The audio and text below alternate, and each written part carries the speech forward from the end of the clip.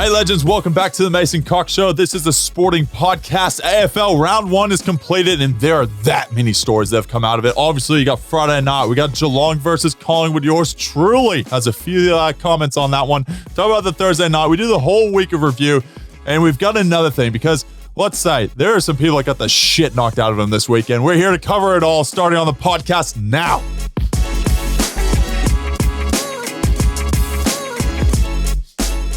All right, let's get into it. Braden, welcome to the pod. Whoa, juicy one today. Oh, so much stuff happened, Whoa. Especially in your game. And I want to get into it, but we'll hold it. We'll hold it. Now, do you have an idiot for the week? Yeah, we'll start off strong. Now, I love this man. He's almost top of my ranks right now for the Brownlow medal upcoming. Clayton Oliver had a bit of a mishap. Bit of a brain fart over the weekend. I don't know if you saw the vision of him. The ball goes out over the boundary line. And he just smacks the thing into the crowd. And I hope there was no one that was not looking because that ball was going 100 miles an hour at someone's head. It made no sense why he did it. And like the coach would be sitting there like, what are you doing? Thinking? It was funny though, because as soon as he did it, it's like his mind just goes, what did I just do? I have no clue what I was thinking. Apologize, raise the hand right away. Just, oh, my bad. That's my idiot of the week. Love him, but mate, pretty funny scenario you got going on. Now, I do have one myself. So Horn Francis went to Port, much spoken about, a lot of heat on him, and he had a ripping game. 25 touches, 7 clearances, 11 score involvements. So bit of a juicy game. So what did they do? They smacked him on the back page of the Sunday Mail. But there was one small problem. What's that? They went with the title, Power of Buzz at the Hornets' new nest. All well and good. Yeah. The pitcher's not him. They went. They chucked the wrong pitcher in there. What Adelaide? Pitcher, one of his teammates running around the boundary, but it says in the little description, Horn Francis getting around to the crowd, which it's, that's not him. I don't know. I don't know what you're talking about. That's not the guy. So the Sunday Mail over there. Struggling. Idiots of the week. Idiots of the week. Oh, we started strong. Started strong. A few players have moved on. There has been. And we got to see, a bit of player movement. Isaac Rankin, inaccurate, but had a lot of shots on target. Brodie Grundy, good to see. Oh, the Grundy. Love the big fella. He kicked a snag. Tom Mitchell. Huge. Oh, he was just slots right into the group. Him and DeGoey had I think it was on record. They had 1,000 touches, kicked 20 goals or whatever between them. Had about 400 clearances. Subtle. Wonder where they get all those from. Darcy Cameron. Jason Horn Francis had a ripper, as I touched on, and Timmy Taranto on the Thursday night, 32 touches, most of the game. So there was a fair few. There's plenty more that moved, but they were just some notable ones.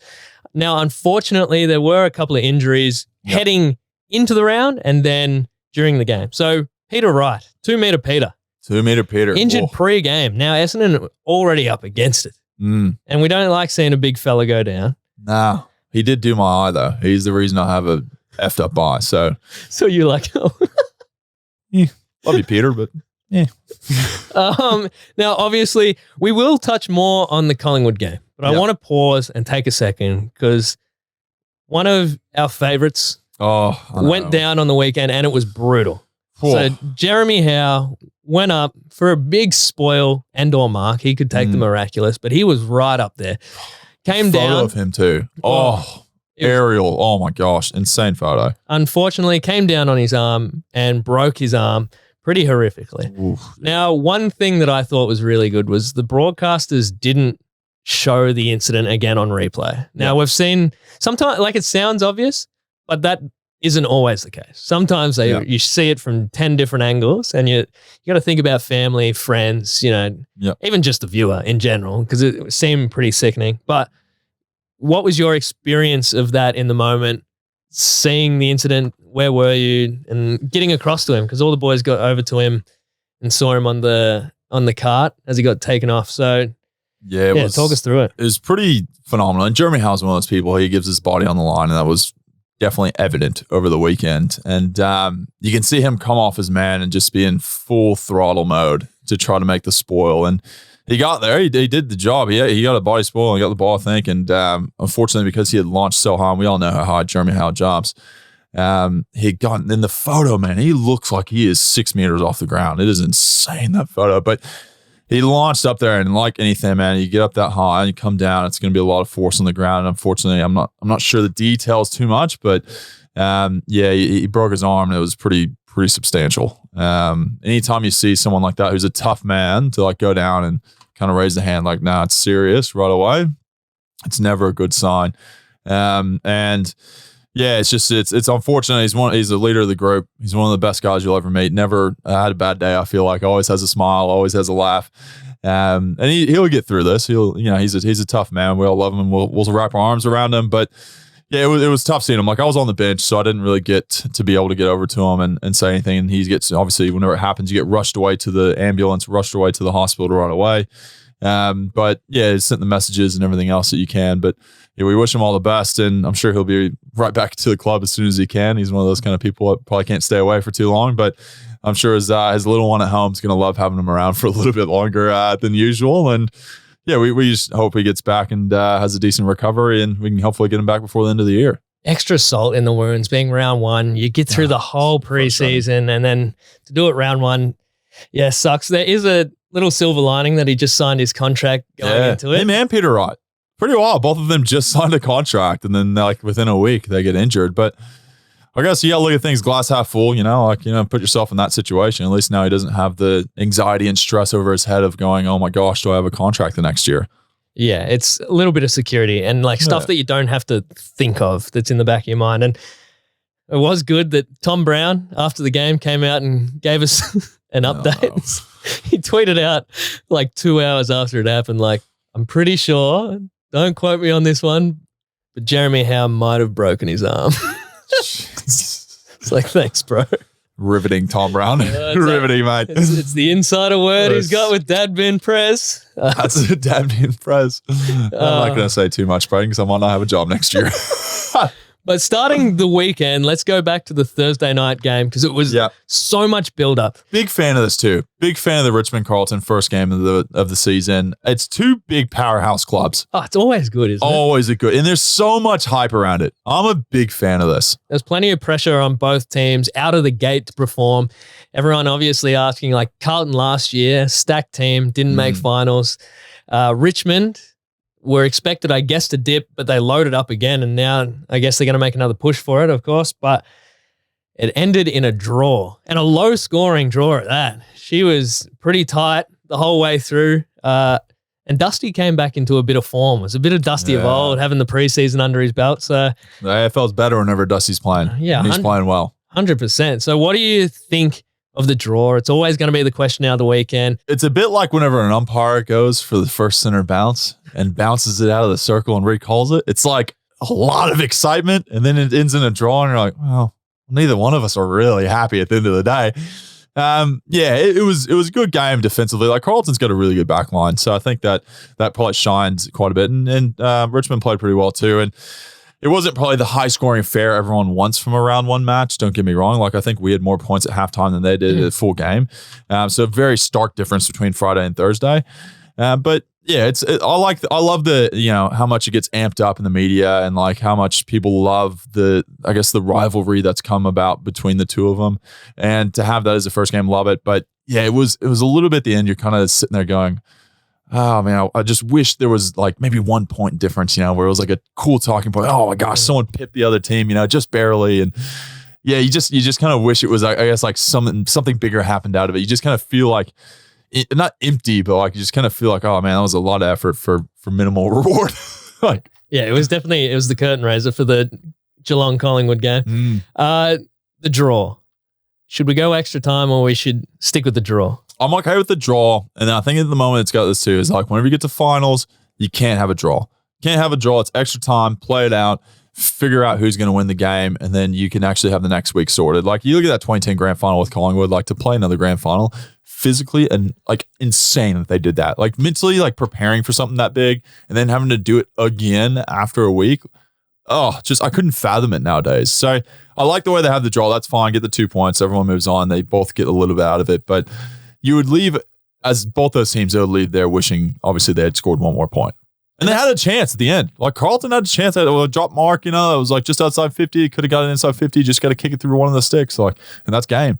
But if you're talking about chances, Richmond missed so many chances in the last. And the inside 50s, they talked to Wiedering after the game and he was like, if you look at the stats, we got away with one there. So I think at the end, they were probably both like, okay, 2 points. We got points. It's a result. And that's what I think it is. A draw is an actual result outside of finals. Like it's a result. And if you're not good enough to win on the night, you don't get 4 points. You get the 2 and you move on. And it is a good, weird feeling. Like there's not that many. You normally get the ecstasy of winning or the depression of losing. Yeah. And to have like this weird feeling that you can share with, your opponent and like the opposing fans that you're like, oh, that was just, you can kind of just talk about missed moments and missed things that happen. And you can talk about these drop marks and missed goals and it still generates a bit of excitement and interest and stuff. So must be one of the most chill atmospheres leaving the MCG. It's like no one's talking trash to each other. It's just kind of like, well, we both won. Like, oh, great. Cool. Let's leave. Like, we both lost. We both lost, yeah. That's full. But your second team, North Melbourne. Yes, the Kangaroos. Kanga. Shinboners. Shinboners. What a weird thing. They kicked off the season with a win already. Huge. Clarkson, place is turned upside down. They're ready to win some games over there. They're heading for the flag. 2023 already on the board. Big change over there. And they lost Horn Francis, but they got Sheasel and Shees. Yes, the Shees. He did all right. 34 touches, most on the ground. Good start, coming off halfback. What did you think about the old North Melbourne Kangaroos? They're a lively bunch. They're young and like they made the big choice over the weekend to drop Goldstein and went with Zeri. I'm not sure how to pronounce the last name, but went with the other big man in the center, and he's a good player. He is a good player, and I mean we all know Todd Goldstein's a legend of the game. Very interesting choice. Now, it's going to be an awkward conversation for Alistair Clarkson because he actually got injured in the game, and now he's got to bring probably Todd Goldstein back into the team. So that's whenever I put myself in a coach's perspective of going, geez, that chat this week's going to be real interesting. Would love to be a fly on the wall going, hey, I dropped you last week, but gonna need you this week. Gonna need you, mate. I'm sure Goldie being like a 700-game player, he's been around for a long time. Yep. He's going to, whatever for the club, that's it. Come back in, go bang. It sets standards early for Clarko. It's good. Now, the Brisbane Port game is fascinating. Because Brisbane expectations coming in through the roof, top 4, maybe top 2. Well, they got absolutely slammed by Port. In Adelaide. Who had a terrible preseason coming in. They were all over the place, just about as bad as you can get. Came in and just went whack, starched them. Brisbane had no answers. So, yeah, I mean, it sets up an interesting week next week. Collingwood, Port, both teams coming off a big win. Impressive over, fierce competition. Then Brisbane, Melbourne. Ooh, that's going to be good. Yeah, it's lick your lips on those games. Brisbane will jump back. I'm not sure if they'll beat Melbourne. Melbourne's a pretty damn good team because they showed that over against the Western Bulldogs, which we'll talk about after this. But yeah, I think that would be a really good game. Along Collingwood, Port, like two teams that feeling pretty good after the week that was, and it's going to be a great matchup at the MCG. It's going to be a few good games next week. I'm telling you, it's going to be an exciting round 2. Well, let's jump into Melbourne Bulldogs because it was on for 2 quarters, and then much like the grand final, kind of fell away, and Melbourne just steamrolled ahead with it. And yeah, I don't know. The forward line kind of looked, disjointed, disorganized. A lot of tall timber up there. Love that. Big fan of the tall timber. Big fan of it. Didn't work out great, but try it again. I'm telling you. I just love tall people in the game. I just want more of us. So they obviously got Lob in to kind of help them with this forward line setup, but they also had Darcy up the front. They had Norton up the front. A lot of big units up there. Big boys. And I don't know, it just didn't seem to really work for them. But on the other hand, Melbourne looked great. Yeah. Gone Grundy. Telling you. If people ask the question, they're going to work. I think they're going to go all right. They're both kicking snags over the weekend. They kicked 6 before halftime in one of the games over the preseason, and they look pretty good. Max gone, kicking straight over the weekend. Big fan, Maxie. Bit nervous about that one. He was good. He was really good. And your ex-teammate, Adam Treloar, was on fire. Dude was everywhere, getting touches, kicking snags. But another great friend of yours, Cozzy Pickett, your number 1. Legend. So he was on fire. Undeniably on fire. First quarter was killing it. Yeah. Kicked plenty of goals. But he did something that looked pretty terrible. Yeah, it was far out. Like I look at the vision, man, and it's like he's full spirited, dude. Like to jumped into a guy's like upper body, like full just spirited guy. Like it doesn't look great from the vision. And Causey's still a big fan, still love the man. Just, just maybe take it back a bit whenever just actually tackle someone. Don't try to like spear them like you're in the NFL, mate. Concussion, obviously pretty prevalent in the news at the moment. Very front and center. Do you think it'll have an impact on some of these bumps that happened over the weekend? 100%. No doubt. Like the AFL can't sit here and have all this stuff come out on them and then they just blatantly ignore it whenever it's happening in the game in real time, whenever it happens week by week. Like there'll be, I guarantee you the next few weeks, and as long as this, lawsuit thing that's happening is relevant in the media, they will be as heavy on the high hits as possible. So with the Cozzy Pickett bump, do you think you should penalize the action or do you think you should penalize the outcome? I think it's action. Action leads to outcome. It should be the action, not the actual outcome, because you have to be able to protect the player that's actually kicking the ball or handballing. That's probably the one getting hit, I think, more than telling them they need to change the actions of how they play. Bailey Smith just got straight up. He was fine. Yeah. Well, Bailey, that was a solid hit, dude. Props to you, Bailey. It looked like a car crash. And he looked miraculous. His hair was flowing whenever he got up. Guys, he is best looking guy in the AFL. Bounced up he was on a trampoline. I need to take some recommendations from that man. It's crazy. He folded like a lawn chair. Like his legs went underneath him and he was like, and then he just like got back up like, go again. Whoa, what was that? Props to him. Insane. But yeah, I think the MRO, they've got their way they kind of rate it and things like that. And there has to be, I say this a lot, and we had this conversation whenever we had Razor Ray on the podcast, and you can go back and listen to it. But I talked about my side of things being different from him, where he doesn't mind the opinion-based things. He says, whenever it comes to the AFL, opinions cause headlines, which grows the game further and allows people to talk about it, right? Where I'm more clear-cut, where I'm like, if you hit someone high, it needs to be X amount of weeks, or it needs to be X amount of a fine. And there can't be a judgment of whether or not, it looks like it had this happen, or it looks like he looked a bit injured, or, he stayed this much down, or for however long. It's like there's too much, there's too much murky water in that. It needs to be a clear cut. If this happens, this is the result, and this is what you're going to get for punishment. Now, there was another hit not long after. It's been a big weekend of hits. People are excited for round one. Buddy Franklin, don't know if you've heard of him before. He's kicked a few goals in his career. Goat. And he looked good. He looked very good on the weekend early. He kicked the first two, was just jumping out of his skin. But then he did get a bump on Sam Collins, tucked the shoulder in, hit him in the head. Sam Collins went down and stayed down for a bit before coming from the field and having to get assessed for concussion. Now, I think the easiest one in terms of making a statement is going to be this McAdam hit. This is a shocker. Comes in hard, intends to do some damage, really leans into it and drops the shoulder in. Like, this is similar to Pickett. Similar. Yeah, similar, but it looks like it does more damage. Yeah. So, yeah, it's going to be, I reckon there's going to be some big suspensions out of some of these like hits over the weekend. It's just going to be interesting to see how you go like, this one's actually different from this one. That's actually different from this one, because they were all pretty bad in their own unique little ways. So everyone's hyped. Everyone's been sitting there, hasn't been able to launch into any of their own teammates, and they're like, it's the first opportunity I could actually properly hurt someone. So maybe a bit overzealous, some of them, but we'll see kind of what the repercussions are. Speaking about blokes that were excited, you on the weekend, you were in everything. You're bumping into people, you're celebrating, giving stick. You were doing the lot. Let me jump in first and say, what did Radaglia do to you? I'm actually, so many people have asked this, and I'm actually a huge fan of Radaglia. I know it didn't look like it on the weekend. You park in your car space at the G or something. I feel like this is the way AFL is. Maybe I've been taught wrong. I'm not sure, like Brayden, but if someone talks trash to you on the mark or around the mark, I feel like it is fair game if you kick the goal to talk trash right back at them. It is literally tit for tat.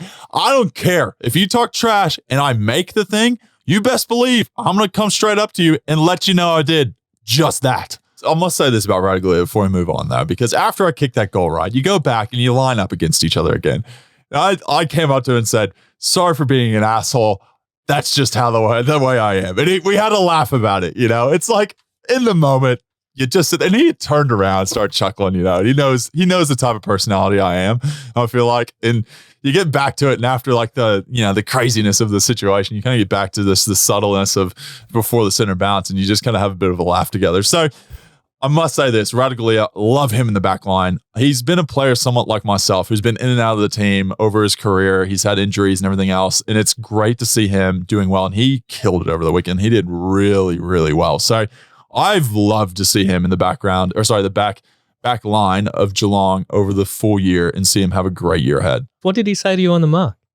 I don't even know. I'd zone out. There was someone to the left of me talking trash, and there was someone in front of me talking trash, and that's all I know. I was just focusing on goal kicking in the moment. So couldn't tell you, but I did hear something, and that's all that matters. Someone is talking trash to me, and I am willing and able to give it back to him. Let's jump into Ollie Henry. He's having a set shot at goal, and the Collingwood fans are letting him know about it. He's copping all the boos and stuff, just puts all of that aside and kicks the goal, and he does the whole double ears, gives it to the crowd. Can't hear the boos. Is that the double ears? I thought it was the cat paws. Oh, my God. Oh, no. Is that what you did? I thought you thought it was cat paws until now. That's why yours looks so weird. You pretty much have the next set shot at goal, kick this ripping banana around the corner from the pocket, and then you pull out the cat claws. I was wondering why it looked so weird. The old meow. There you go. There's some information we both learned today. Well, I could be wrong too, but maybe we're all wrong. Well, it's kind of funny because I, at one point, had talked to another player who was giving me a bit of flack for the way I celebrated against Radaglia. And then whenever he decided to go and celebrate to the Collingwood crowd, and after I kicked a snag, which doesn't happen very often, Braden, I decided to replicate it and give him a bit of what Jeremy Cameron did to Ash Johnson last time we played them. It's a bit of theatrics, you know. It's all in good fun, to be honest. It was good because it made my life a lot easier with the podcast. I was like, this content is just right in itself. Rolling. The rundown was just filling itself out. So talk us through that mark, because you went the mark, the big pack mark, and then you're out on the boundary. You think you're going to kick that? Shitting myself. If you look at the vision, I actually start laughing before, because I'm like, there's a very, very small probability this is going through the two big sticks. And I did look at the umpire, and the umpire there's two on it, right? There was one that was in the actual boundary. He was like kind of towards the center of the ground. So I kind of was like walking towards him going, I marked it, 5 meters in. Of course I did. Of course I did. And tried to play it off. And he's structurally going, no, other umpire. And I'm looking at the other umpire. He's literally standing like on the boundary. And I'm like, this would be good. This would be good fun. We talk about how I embarrass myself on the AFL field all the time. This will be another one of those. So I just kind of laugh. And to be honest, sometimes whenever you're kicking those from the boundary, you have to care less. Like if you overthink it, it's just going to not turn out well. So you just kind of care less, whatever, and kicked it. And I was like, oh my gosh, that actually is going in. I was like blown away. I couldn't believe it. So I'll add that to the highlight reel to show people I can kick a snag from the boundary, but don't think that'll be happening very often. So enjoy while it's around. I guess there's no pressure on you. It did look a bit like it was off one step, kind of you were just going for it. Just didn't care. I was like, I literally was just happy with a point at that point. But whenever it went through for 6, I was ecstatic. I don't know how much you can say about this, but your post-goal celebration happened. The crowd is buzzing because everything is happening. There's plenty happening in this game. Like theatrical. Like, awesome. Even like Tui kicks the first 2 and it's like Steele. After St. Patrick's Day. Yeah. And I was like, Steele, stop taking him down there. Take him somewhere else. There's a scuffle at halftime. It was, we talk about the difference between the Richmond Carlton game and our game. Oh, man, not many stories came out of ours, I feel like. There was a bit of passion, and it was like one team would get ahead, and then the other team would come back, the other team, And then, obviously, the crowd is peaking with this whole Ollie Henry thing, and he was running into the open goal and slows down to a walk. He was crawling through the goal square. Darcy Moore never gives up, keeps chasing him down, and just buried him. And then let him know. He gave him the forearm to the head too, just to let you know, hey mate, you just got embarrassed. And he's laying there. As there's a freeze frame of it, Ollie Henry's just head back, just looking up at the stars in the sky like, oh my God, this is, at least it didn't happen in front of 88,000 people and the millions at home. Oh wait, It did. In the goal square. Certain goal. I will say this, because I know there's probably going to be a lot of Collingwood fans listening to this podcast. Ollie Henry's a good dude. He's a nice guy. I actually am a fan of Ollie Henry. I thought he played well over the weekend. Like, obviously he had the mishap in the goal square, don't get me wrong, but he took a hanger late in the game. It was unreal. He took quite a few marks. Like, he is a confidence player, and I thought he played pretty well over the weekend. So I'm going to give full credit to Ollie. We didn't really have a big game plan for him. We didn't really focus on it too much. We just said, we're going to acknowledge the elephant in the room. That is Ollie Henry that's moved clubs. And yeah, to myself, whenever someone does that, I'll talk to him after and shake his hand. But before the game, wasn't going to shake his hand by any means. I'd say hi to him. That's it. But nothing more than that. And it's a bit of a mental game. It is. You have to kind of, try to get in players' heads before they play. And if you can find a little advantage, that 1%, you're going to try to do it. And we put Braden Maynard on him to start the game. Is the last person in the AFL you won't be playing one-on-one with, I'll tell you that. And I will say, Ollie Henry, it was even more impressive because he did have an amazing game. So it's even more impressive that there was that pressure on him playing against your old side. Yeah. And they're kind of trying to get in your head. And for him to have the game that he did is even more impressive. Credit to him. But there was another thing that was very interesting out of the weekend, the MCG turf. Oh. And before every broadcast, the broadcasters were like, the turf looks amazing. I don't know what they're talking about. She's pristine, green, the best turf I've ever seen. You could eat off that turf. If I was a cow, I'd be down. It's like, okay, we get the idea. The turf looks good. It looked good, but how did it play? The turf was not great. Was not great. There was patches where, and I don't understand, and this, I'm not a groundskeeper whatsoever, Braden. I've said my love for the MCG groundskeepers, and they do miraculous things. Don't get me wrong. Don't preface this with anything. Just give us your opinion on the grass. Not great. Not great. It was, you could see them and where they had rolled out the turf, the different sections, and then there was one part that was not loose like the rest of it. It was just a weird, I don't know what the mentality thought behind it was, but it was very loose. It was tough to get your footing. You saw a lot of people slip. You saw Stewart get injured because he had slipped. And it's frustrating to see because you expect it to be so pristine round one. And unfortunately, Ed Sheeran had 108,000 of his mates just tramping all over the MCG turf, and that probably didn't do any justice, and they had to redo the whole thing. Millions of dollars, I think, to be able to redo it. And it's frustrating. It's tough. But what are we going to do? You got to move forward. There's nothing you can do about it. They're the best in the business. They're going to do what they can to make this thing the best it is.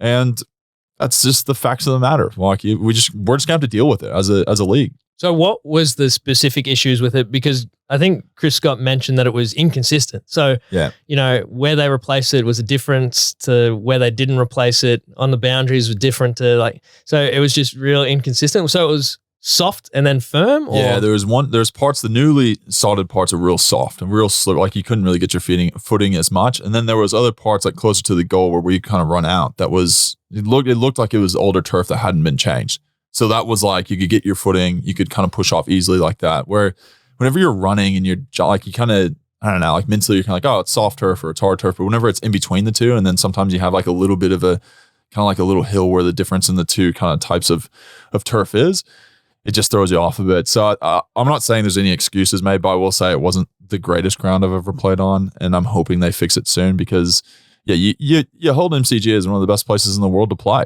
and that ground, you expect it to be immaculate. Which is crazy because it's you sacrifice that for a one-off concert when the AFL funds so much of what goes on at the MCG. Right before the start of the season, when you go Thursday night, bang, Friday night, bang, big games. It is pretty crazy. And it's also crazy they just didn't replace the whole thing. Just replace the whole thing instead of a patch of it. And I guess Ed Sheeran must have ran out of cash. Yeah. I mean, that's the real person we have to blame for this, Ed Sheeran. Now let's go through a couple of weird, quirky umpire things that happen over the bounce is just done, isn't it? The bounce is dead. Bury that thing. Bury it 6 feet under. The amount of time that it just ruined the start of games and the start of quarters. Just gets murdered whenever you just screw up a bounce. And look, it's tough. I'm not saying it's easy. I'm just saying those things are going to happen, but we have the opportunity just not to do it. I guarantee you, ask any umpire that's out there right now, none of them will say, I'm the one that will raise my hand for the first center bounce of the game. And Zero. No fan gives a shit anymore at this point. I've just had a miraculous idea. Now, at the MCG, recently I've noticed there's a camera from atop that follows people around. Oh, the spider cam. The spider cam. Let's drop it from the spider cam down the center of the ground to start the game. Problem solved. I don't mind that. That's a great idea. I don't mean to toot my own horn, but I just fixed the IFL. Would it be weird coming in from such a height? How cool of a shot would that be? Ball, 2 people jump, bang, game goes on. I reckon the first one. Yeah, the first one, 100%. And the rest of them can be bounces, that's fine. But like, you got to have the hype. I just fixed it. IFL, you're welcome. I will take the 6-figure salary. Okay, we need you to fix something else. Yep. Because there's about plenty to be fixed. So there's about 30 umpires out there now. Oh gosh, yes. All running around. They could almost, they're a third team out there. They're a third team. They seriously are, yeah. How did you find it it was really the first real game that it's happened that they've had this extra umpire. So how'd you find it? They're vetting new umpires. There's a young group coming through. They're having a vet, which I think is probably one of the reasons they've added the next umpire in, because they need to get some experience into these different umpires. And I understand it. Don't get me wrong, but it's kind of comedical over the weekend because something would happen and people are looking at one umpire and then another one's pointing at the other umpire and the umpire there is blowing his whistle at something else going on. It is literally like that Spider-Man meme of boing, boing, boing, like everyone's pointing at each other. It was just, I didn't know how to take it. And like the amount of whistles that happened, I thought it was a netball game at some point. I couldn't believe it. There was that many whistles going on. And I'm sitting there asking a question to this umpire and he's telling me to go talk to that umpire all in the same time of trying to play the game. And it's just chaos.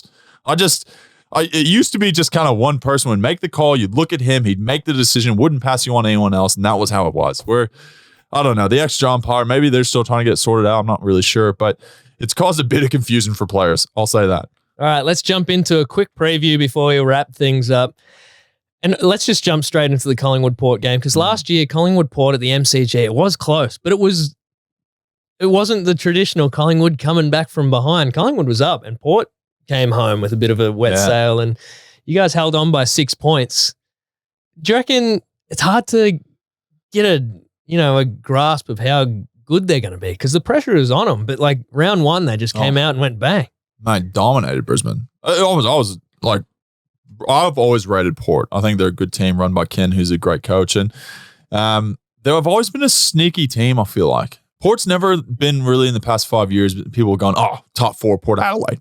Like, I don't know why. Maybe it's because they're not a Melbourne team, but for some reason, I feel like they're always underrated. And maybe that's what Brisbane thought going into it. I'm not really too sure. But the fact that they dominated that game convincingly and then they're coming in to play us now, it's going to be a hell of a show.